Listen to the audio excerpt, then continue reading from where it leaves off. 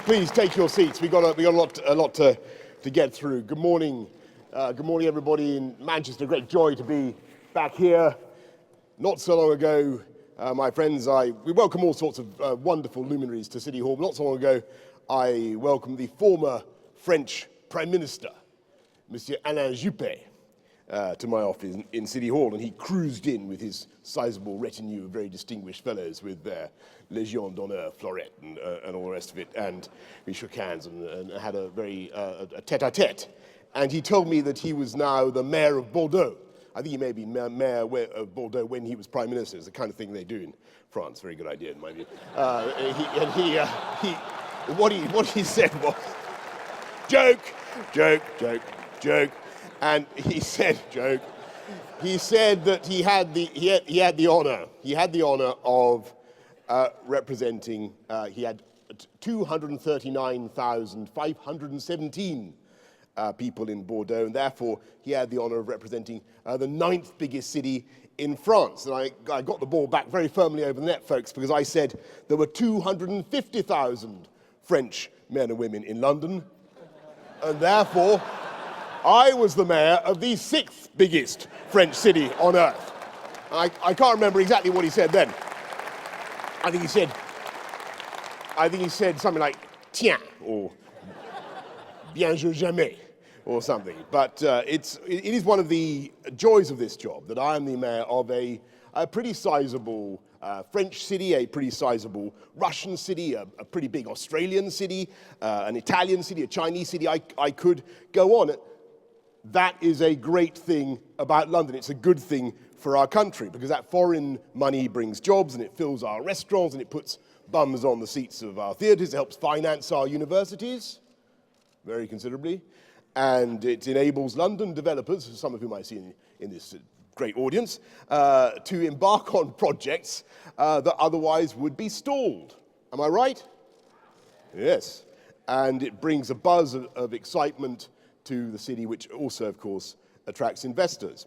And yet, we have to recognize that the sheer global charisma of London is putting pressure on Londoners, with average house prices in our city now 6 times average earnings, and for the bottom 25% of earners, the house prices in the bottom quartile are now 9 times their earnings. The pressure is really growing, and it's intensifying thanks to a homegrown phenomenon, an entirely homegrown phenomenon, to which I alluded at the end of the Olympic and Paralympic Games, which took place last year.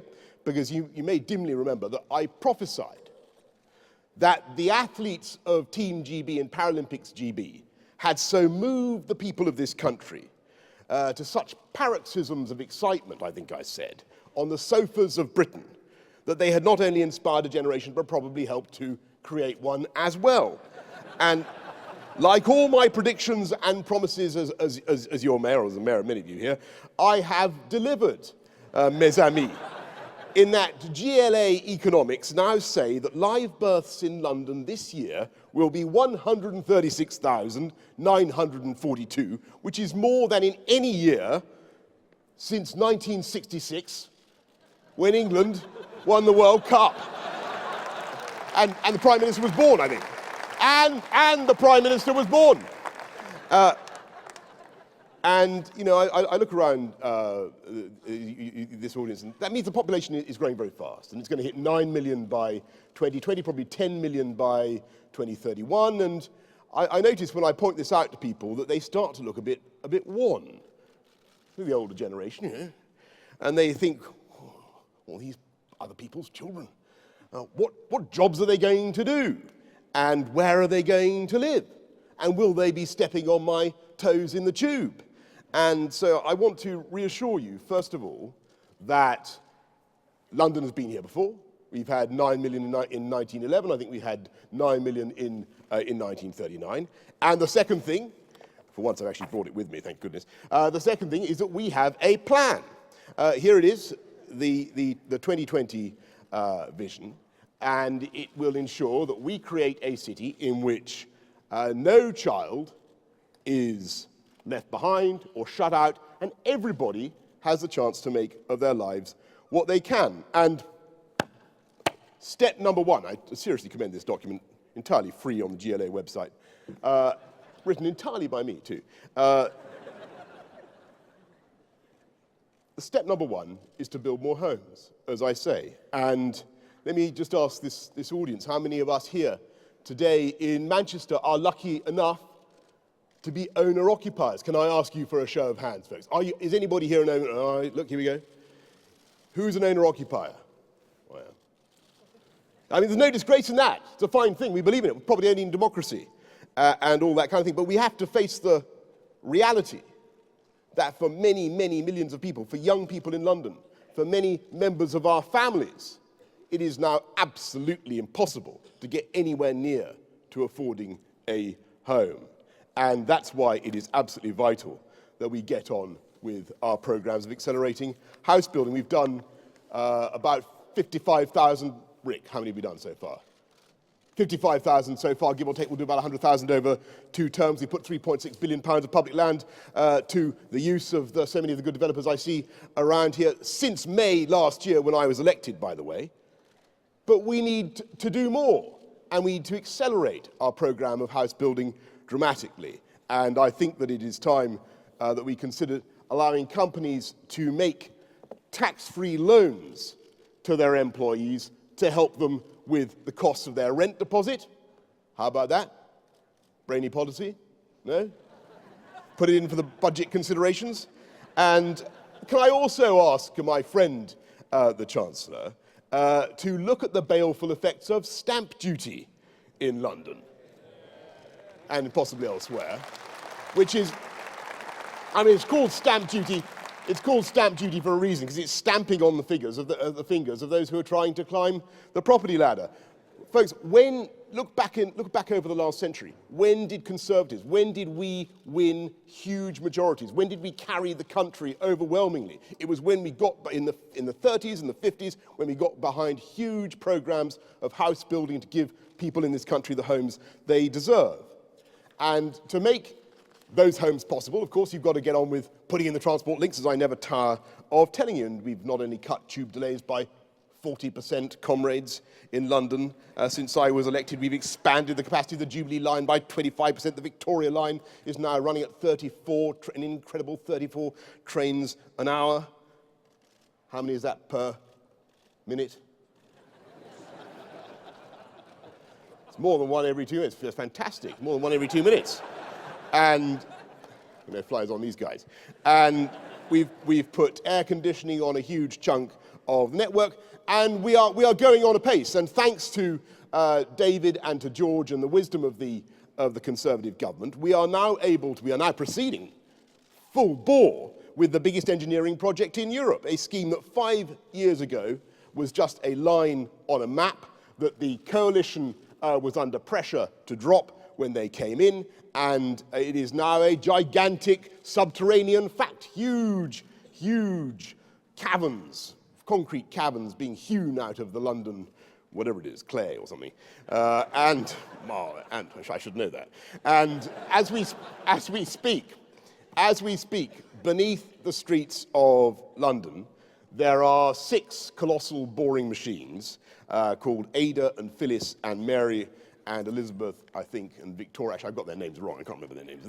They all have female names for some reason, and they are Phyllis and Ada are coming in from the west, and Mary and Elizabeth are going from the east, from the Limo Peninsula, and they're converging, chomping remorselessly through the London clay, and they're going to meet somewhere around Whitechapel for this ginormous convocation of worms, and well, I don't know what they'll do, but it will be absolutely terrific, because the rail capacity of London will be increased by 10%, and we will have done Crossrail, I confidently predict, as we did the Olympics, on time and on budget. A fantastic example of what this country can do, and a calling card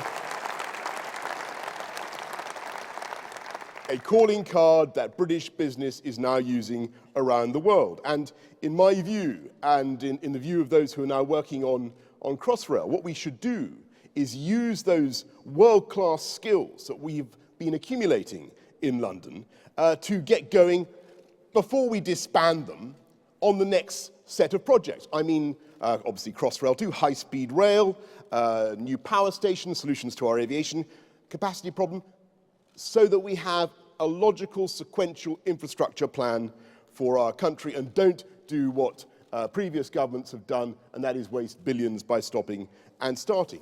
And I think we can do it. I'm absolutely confident we can do it. We can put in the homes. We can build the transport links.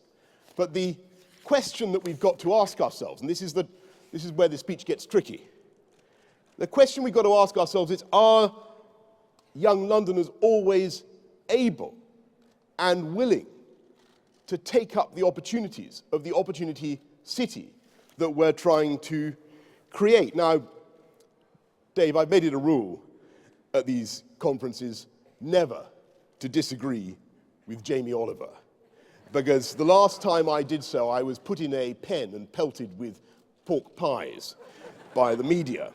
But the other day, he said something that made me gulp, because he was complaining about the work ethic of young people these days.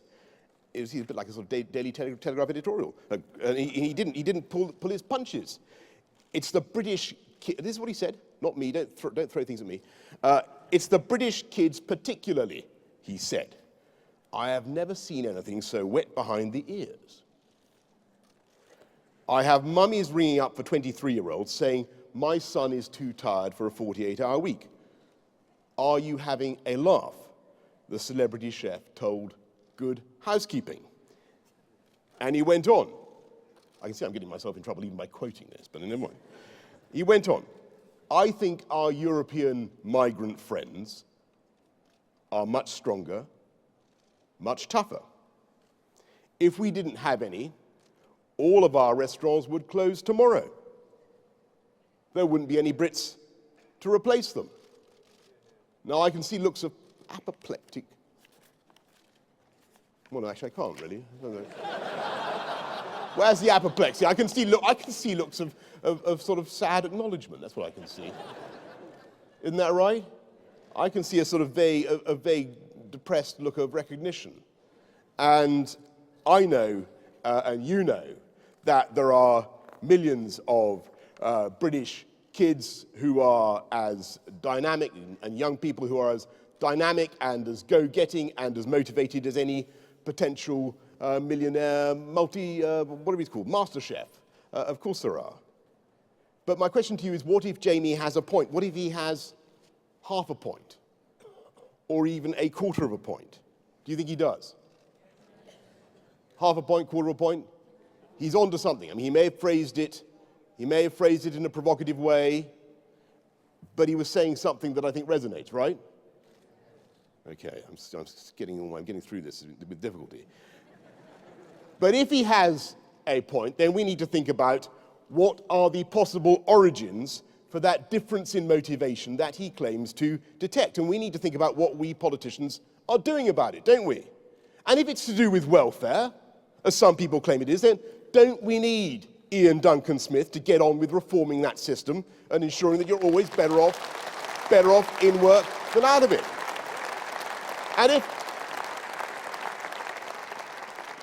And if it's to do with education, as some people claim it is, then don't we need Michael Gove to get on with his heroic work of restoring rigour and realism to the classroom and getting away from the old all must have prizes approach where all pupils must be above average in maths? Pay attention to the back there. Pay attention to the back there, which is not possible. And if, as I'm sure we all think, and as I certainly think, the problem is also to do with the confidence and self-esteem of so many of these young people, yeah?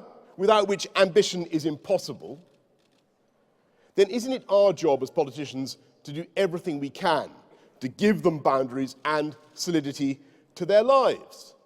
And that's why I've spent a lot of my time as mayor on projects like the Mayor's Fund for London and Team London, and encouraging volunteers to read to kids across our city, and mentoring programs which we're expanding, and the support of the uniformed groups, I mean the Scouts, the Guides, all those kinds of fantastic organizations, bringing sporting facilities to schools that don't have any, mobile pools we've been sending around London, beautiful, glorified sheep dips we send around. They absolutely, they love it.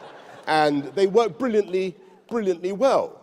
And we're helping to get talented young musicians to cross that barrier that they confront when they reach the age of 11. They have to go through into secondary school, and so many of them give up their instruments. It's a real, real tragedy, and we are setting up funds to help with the creation of excellence in our schools and to improve standards all around and to support the work that Michael Gove is doing. And when I look at the huge range of projects that we're engaged in now in City Hall, together with literally hundreds, if not thousands, of other projects, many of which are supported by people in this room, I do think we are making a difference to the lives of those young people.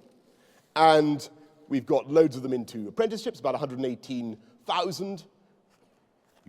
You know that statistic, Mark, I'm glad. Okay, phew. Over the last couple of years, we're going to get on to 250,000 by 2016.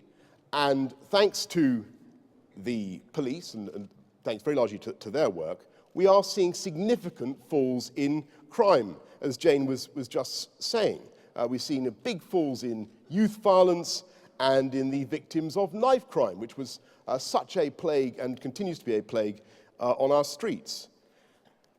And it makes my blood boil to read a casual quote from some Labour frontbench politician, it may even have been the Shadow Home Secretary, comparing London to Rio de Janeiro. Because we've not only halved youth murders in the last 5 years, we've got the London murder rate down to levels not seen since the 1960s. And you're not only 20 times more likely to be murdered in Rio as you are in London, 4 times more likely to be murdered in New York, you're twice as likely to be murdered in Brussels, in sleepy old Brussels, as you are in London. Presumably with lobster picks. And London is, in fact, now the safest global city in the world. And it's not just those crimes such as murder and youth violence that we are significantly reducing. It is all sorts of crime as well. We've got fare evasion down on the buses to an all-time low of 1.1%, whatever 1.1% means, mainly thanks to getting rid of the bendy buses. And that, I think, is the way forward. You've got to tackle that complex of problems. Crime, welfarism, educational underachievement, and you've got to make sure that kids growing up in London are able to take the opportunities that our city offers. And at the same time, we must make sure that they don't dismiss some jobs as quote-unquote menial, which is a word I sometimes hear, and that they see them, those jobs which London creates in such abundance, in the same way that Jamie Oliver's East Europeans see those jobs, as stepping stones, as a beginning to a life in work that can take them anywhere. Now, I'm conscious today that I've spoken very frankly about this issue. I probably got myself, as usual, into trouble, but I don't mind, it's my job. Because I think there is a vast and latent genius in these young people. And if we could harness their talents more effectively, then they would not only have fulfilling lives, but we could drive even faster the great flywheel of the London economy that is now the most diverse in Europe. And we not only lead the world as the financial centre, artistic centre, cultural centre, we now have the biggest tech sector anywhere in Europe. We have a growing med city of academic health science institutions along the Euston Road. And in the next 10 years, it is forecast that London's media industry will produce more film and TV content than either New York or Los Angeles. I can scarcely believe that, but that is what I'm assured. And that is an extraordinary change that is taking place in the London economy. And it's this prodigious pulsating demand of London that helps to drive the rest of the country. The EU Commission has just done a study about competitiveness of regions in Europe. I suppose have you all read it? You should. You're in it. you're in it, folks. They have discovered, or they have determined, the EU Commission, and I dare not dissent, has concluded that Surrey and West and East Sussex, anybody here from Surrey and West and East Sussex? Well done, Surrey and West and East Sussex. You belong to the 5th most competitive region in Europe. They have looked at Berkshire, Buckinghamshire, and Oxfordshire. Anybody here from Berkshire, Buckinghamshire, and Oxfordshire? Well done, Prime Minister. Well done. Congratulations. You belong to the 3rd most competitive region in Europe. Well done. And why are those regions so fizzing with competitiveness, according to the EU Commission? Because London is the most competitive city in the whole of Europe. And it drives jobs across the UK, and not just in the southeast. We have an absolutely beautiful new hop-on, hop-off route master bus, as I'm sure you may have seen on the streets of London. It's built in Ballymena. Absolutely beautiful machine built in Ballymena, restoring to our streets the hop-on, hop-off facility that was so wrongly taken away by the health and safety fiends. And the flooring comes from Liscard in Cornwall.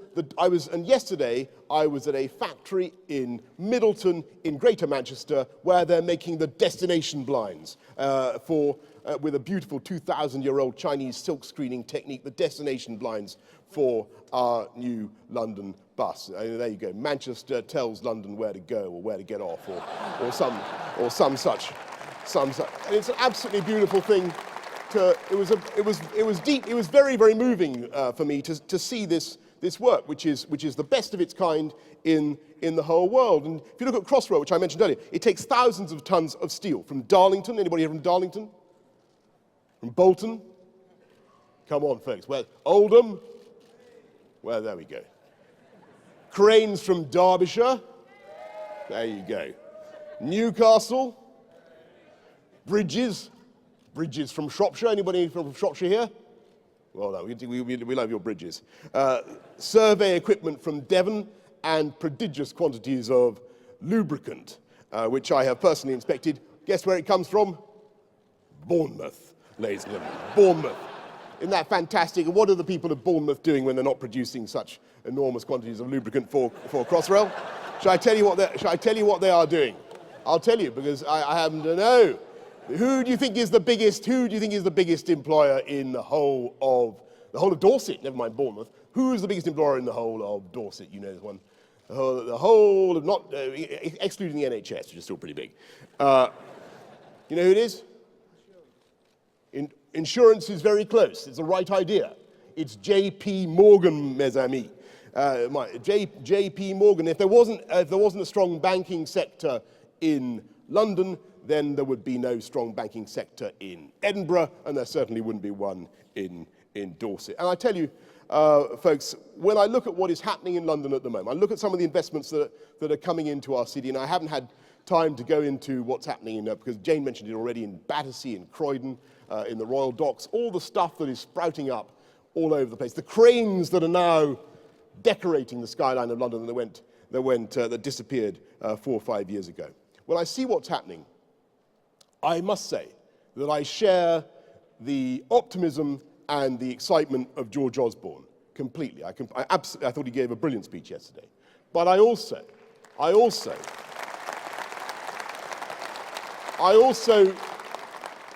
share his realism and his determination to remove the remaining barriers to competitiveness in our country. And what is the greatest barrier to competitiveness, folks, for London and indeed for Britain? What is it? Not visas. Much worse than visas. What is the greatest threat we face? Come on, folks. Pay attention. A Labour government, correct. It is a Labour. I mean it quite sincerely. If you look across the piece, there is absolutely no doubt that a Labour government presents the single biggest threat to what I think is a glorious, glorious future. Do we want to go back to all that again? Do we want to put them back on the bridge when they ran the ship aground? I got in terrible trouble for comparing it to the Costa Concordia. Some people said it was tasteless of me. Well, okay, what about the Titanic then? Is that better? Is that more acceptable? We don't want to go back to the high-tax, high-spend approach of Ed Miliband, who emanated from the bowels of the trade union movement, like his party. We want to go forward with a low-tax enterprise economy. We don't want a mansion tax, do we? No, we don't, because it would inhibit the very homes program that we need to get going, and we want to build, as I say, hundreds of thousands of more homes. We don't want to go back, never mind to the age of old Labour, we don't want to go back to the age of Diocletian, Emperor Diocletian, that is, with some crazed attempt at governmental price fixing, which is what Ed Miliband came up with last week. We want to go forward with a serious programme of new power station building, and indeed, for my money, with fracking. And why not? Absolutely. Let's get going. And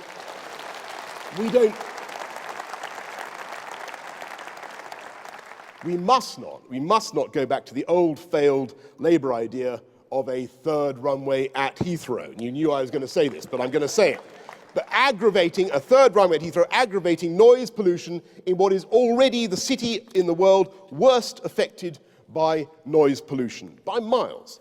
And it was Ed Bull's idea, I seem to remember, back in the day when Labour were in power. It's Ed Bull's idea now. He has revealed it was Bull's then, it's Bull's now. It isn't good enough for this country. It isn't the right answer for the most beautiful and livable city on earth. If we are to compete in the global race, then we need to look at what every one of our competitors is doing in building hub airports of 4 runways or more, capable of operating more or less round the clock. And if we persist with the Heathrow option, we will wreck the quality of life for millions of Londoners, we will constrain London's ability to grow, and we will allow the Dutch to continue to eat our lunch by turning Schiphol into the hub for London.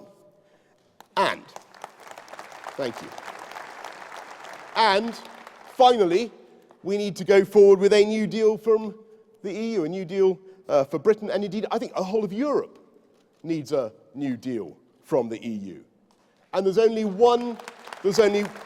given what's happening, given the painful lack of competitivity in the Eurozone, we need reform. We need a change to those treaties. We need a new approach to some of those prescriptions about employment law, some of those supply-side regulations. We need a new approach. And there's only one statesman in this country, indeed there's only one statesman in the whole European Union who is capable of delivering that reform and a referendum, and that is my friend the Prime Minister, David Cameron.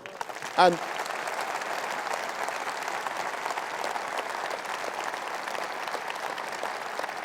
it's true, absolutely true. If we get these things right, and I'm absolutely confident that we can, and we demolish these remaining barriers to competitiveness, there is no limit to what we can do. I saw the other day some geezer from the Kremlin said something about this country that was even less polite than what Jamie Oliver had to say. He said Britain was a small island that no one paid any attention to except oligarchs who bought Chelsea. My view is if somebody wants to put millions of pounds into a London football club, that strikes me as pure public spiritedness, and I support them completely. And I don't want to risk, polonium in my sushi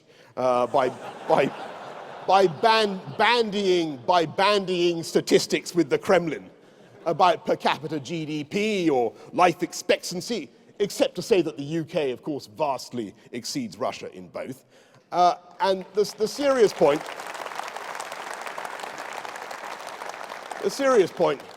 there goes our trip to Russia, never mind. The serious point is that this alleged spokesman underestimates where our country, the UK, is going and what it can do. If you look at the demographics and the knowledge-based and indeed the manufacturing industries, look what's happening with Tata, in which this country excels, then there is every chance in our lifetimes, and I mean to live for a very long time, that the UK, mark what I say, the UK could be the biggest country in the EU, both in population and in output. That had you, it's true. And the reason, scary thought, the reason so many Russians come here is that they recognize that London is not simply the capital of Britain, but also of the EU and in many ways of the world. A city with more American banks in it than there are in New York, for heaven's sake. A 24-hour city in which there are 100,000 people working in supplying us all with coffee in the coffee bars of London. How about that? We have more baristas than barristers. There are quite a few barristers as well. And yet, with so much green space in London, that we produce 2 million cucumbers a year from London. Eat your heart out, Vladimir Putin. And it is partly thanks to our cucumber yields, our staggering cucumber yields, comrades, that London now contributes almost 25% of UK GDP, which is more than the city has contributed at any time since the Romans founded it. And in the next couple of years, obviously, we need to take all sorts of crucial decisions about how to ensure the harmonious development of that city, and I want those decisions to be taken by Conservatives.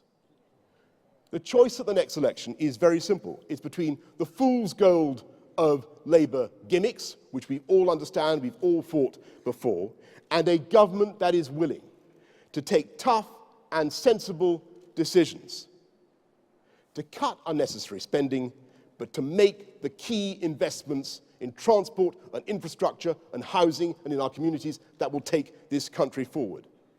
I know what I want as mayor of the greatest city on earth. I think I know what you want. Am I right? I know that we can do it. So let's go for it over the next 2 years. Cut that yellow Liberal Democrat albatross from around our necks and let it plop into the sea. Let it plop into the sea by working flat out for David Cameron as Prime Minister at an outright Conservative victory in 2015. Thank you very much. Thank you.